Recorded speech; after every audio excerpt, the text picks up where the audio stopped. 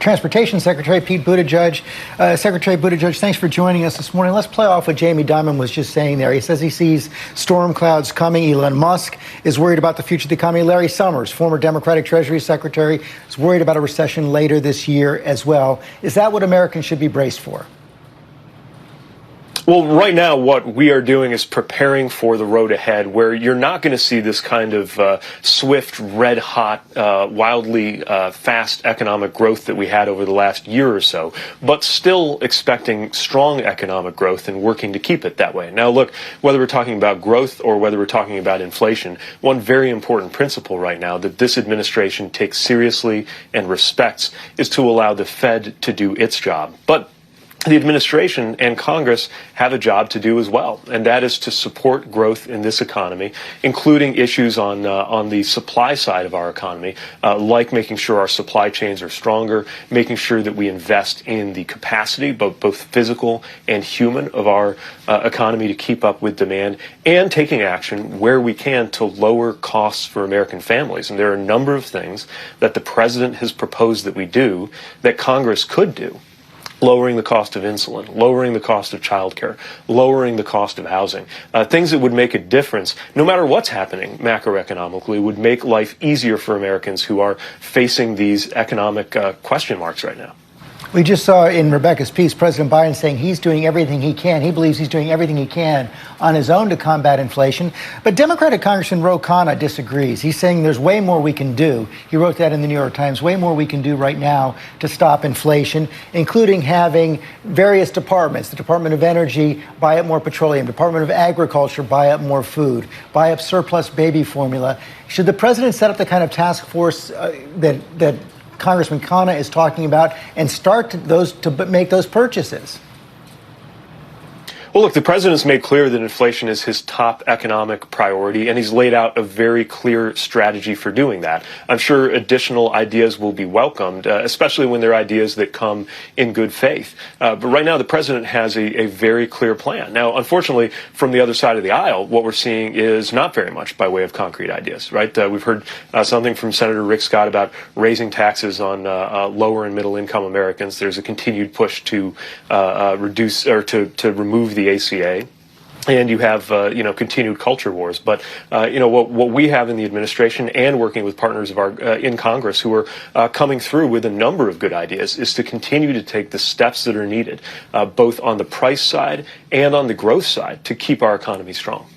Americans feel gas prices just about more than anything else. We're seeing $5 a gallon, approaching $5 a gallon across the country right now as we head into the summer vacation season. Earlier this year, the president tapped the Strategic Petroleum Reserve. It hasn't made any difference at all. Was that a failure?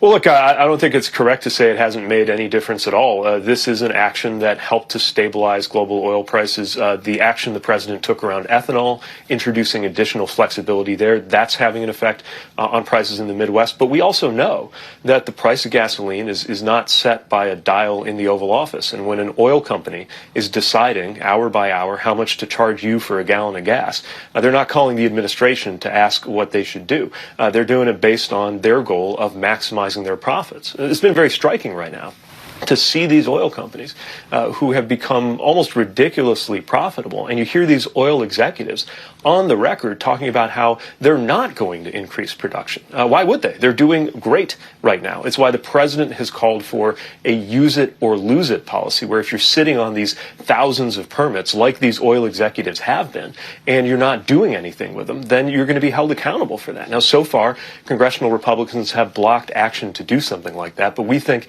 that's another step that would make a difference among the many, many steps the president's already taken. You're a veteran of the presidential campaign trail. What's your advice to Democrats who are facing the voters this year in the face of those high prices? Well, look, the first is to recognize that this is a real challenge that we're all facing, that families are feeling that pain and that we're acting on it. But look, the bottom line is that there are two very clear and very different approaches here. There is our approach, which is to find solutions to invest in our supply chains like we're doing with the infrastructure money certainly in my department and in others, to do everything that we can to lower costs for American families, like the cost of insulin and prescription drugs.